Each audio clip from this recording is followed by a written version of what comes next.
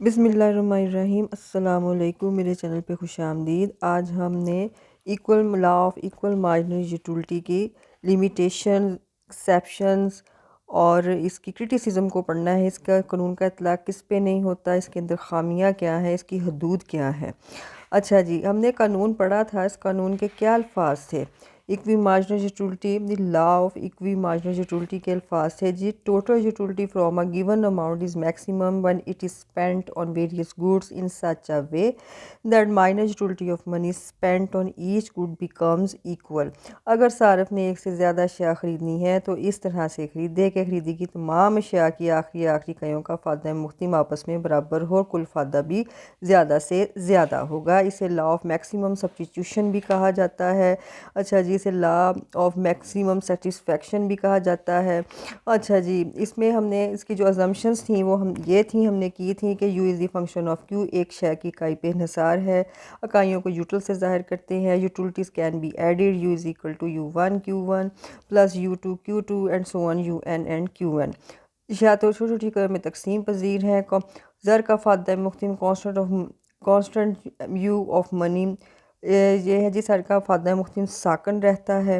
اور اس کے بعد ریشنل کنزیومر، صارف جو ہے وہ عقل مند ہے، اس کی ذہنی کیفیت تبدیل نہیں ہوتی ہے کسی بھی طرح سے، اور صارف جو ہے اپنی آمدنی سے زیادہ کل فائدہ بھی حاصل کرتا ہے۔ پھر ہم نے یہ ٹیبل کیا تھا جس میں ہم نے 2 اشیاء خریدنی تھیں۔ ایک تھا جی ہماری شوگر تھی، ایک رائس تھی۔ 5 روپے ہم نے خرچ کرنے تھے، جس میں سے ہم نے تقسیم ڈیوائڈ کیا تھا کہ 3 روپے جو ہے وہ شوگر پہ اور 2 روپے جو ہے وہ رائس پہ خرچ کرے تو اس کا کل فائدہ زیادہ سے زیادہ 96 حاصل ہوگا۔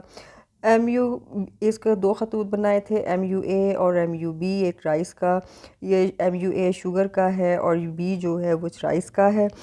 اچھا جی، اس میں یہ دونوں نیگیٹو سلوپ کے ہی خط بنیں گے کیونکہ مختلف فائدے کا خط ہے ہی منفی سلوپ رکھنے والا۔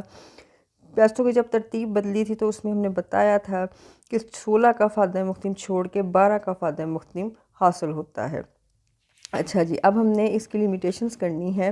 یہ قانون کا اطلاق کس کس پہ نہیں ہوتا؟ جب تو پہلے جو ہے رسم و رواج پہ، فیشن پہ، آپ جس قسم کا فیشن کرتے ہیں اس پہ قانون لاگو نہیں ہوتا۔ اس کی موجودہ مثال آج کل جتنا شادیوں کا سیزن چل رہا ہے اس میں آپ دیکھیں جو فیشن ہو رہے ہیں، جو آپ فضول خرچیاں کی جا رہی ہیں، جو رسم و رواج نبھائے جا رہے ہیں، اس صورت میں اس قانون کا بالکل بھی اطلاق نہیں ہوتا۔ بہت ساری اسٹائلش پوشاک، آپ کے ہیئر سٹائل، زیورات پر کیے جانے والا خرچ محض رسم و رواج اور فیشن کی تبدیلی کی وجہ سے افادے کو مد نظر رکھے بغیر کیا جاتا ہے، اس لیے اس حالات میں قانون کا اطلاق نہیں ہوتا۔ دوسرا ہے جی ٹائم فیکٹر، یہ بہت زیادہ ڈیپینڈ کرتا ہے۔ دیکھیں بعض اشیاء پر جو اخراجات کرتے ہیں اس کا فوری فائدہ پہنچ جاتا ہے، بعض اشیاء طویل عرصے تک اس کا فائدہ پہنچتا ہے۔ مثلاً آپ جب پھل، دودھ، سبزی وغیرہ خریدتے ہیں، آپ کو بھوک لگی ہوتی ہے، اس پہ آپ کو فوراً فائدہ آپ کا حاصل ہو جاتا ہے۔ لیکن جب آپ پائیدار اشیاء خریدتے ہیں، ٹیلی ویژن ہے، کار ہے، مشین ہے، اس کا فائدہ آپ کو دیر تک حاصل ہوتا ہے۔ ٹھیک ہے جی، اس صورت میں بھی اس قانون کا اطلاق حاصل نہیں ہوتا، لاگو نہیں ہوتا کہ ان میں یکسانیت نہیں رہتی۔ یوٹیلٹی از ناٹ میئریبل، افادے کی پیمائش نہیں کی جا سکتی۔ معاشیات میں آج تک کوئی ایسا آلہ جات نہیں ہوا جس میں انسان کی ذہنی کیفیت کو جانچا جائے، اس نے کتنی تسکین حاصل کی، کتنی نہیں کی۔ یہ وقت، حالات اور مقام، آپ کی سوچ ہر طرح سے بدلتا رہتا ہے۔ ٹھیک ہے جی، اس پہ بھی قانون کا اطلاق نہیں ہوگا۔ ان اویئرنیس آف مارکیٹ، بہت سے صارف ایسے ہوتے ہیں جنہیں منڈی کے بارے میں مکمل معلومات حاصل ہی نہیں ہوتی، انہیں یہ پتہ ہی نہیں ہوتا کہ کون سی اشیاء کہاں سستی مل رہی ہیں، وہ لینے کی کرتے ہیں جو جس قیمت پہ بھی انہیں مل جائے، اس پہ بھی قانون کا اطلاق نہیں لگتا کیونکہ نہ وہ فائدے کو سامنے رکھتے ہیں نہ وہ پرائس کو۔ اچھا جی، اس کے بعد ہے جی اشیاء کی ناقابل تقسیم پذیری۔ ہم نے زمشن میں کہا ہوا ہے کہ اشیاء چھوٹی چھوٹی اکائیوں میں تقسیم پذیر ہوتی ہیں لیکن نہیں ہوتی۔ دیکھیں ایک چیز جو پائیدار ہوتی ہے وہ ہم نے پوری ہی لینی ہے۔ اب یہ مشین، کار اور سائیکل کو تو ہم حصوں میں نہیں تقسیم کر سکتے نا، تو اس صورت میں صارف کے لیے ممکن نہیں کہ اپنے محدود وسائل کو بدل کر خرچ کرے، اس لیے ناقابل پذیر اشیاء پر قانون کا اطلاق نہیں ہوتا ہے۔ اچھا جی، اس کے بعد ہے جی پبلسٹی کے اثرات بہت زیادہ آج کل انسان کے اوپر سے انداز ہوتے ہیں، ہر صارف پر ہوتے ہیں، کیونکہ منافع کے محرک کے پیش نظر شیاء بیچنے والے نشر شائع کے جو نئے طریقے استعمال کرتے ہیں، ان سے متاثر ہو کے بہت سارے صارفین جو ہیں وہ اشیاء کو خریدتے ہیں۔ دیکھیں انہوں نے اور اس کی صورت میں فادہ مختم کو اصول کا اطلاق نہیں ہوتا، نشا کی کوالٹی اور فادیت کا بھی کوئی بھی خیال نہیں رکھا جاتا۔ اب نیکسٹ ہے اس کی پریکٹیکل اہمیت، کہ عملی زندگی میں اس کو اہمیت کیا ہے، صارفین کو کیسے گائیڈ کرتا ہے۔ پہلے ہے جی گائیڈنس فار کنزیومر۔ اچھا جی، صارف اپنی محدود وسائل سے زیادہ استفادہ حاصل کرنا چاہتا ہے۔ قانون صارف کی زیادہ تسکین حاصل کرنے کی خواہش کو پورا کرتا ہے۔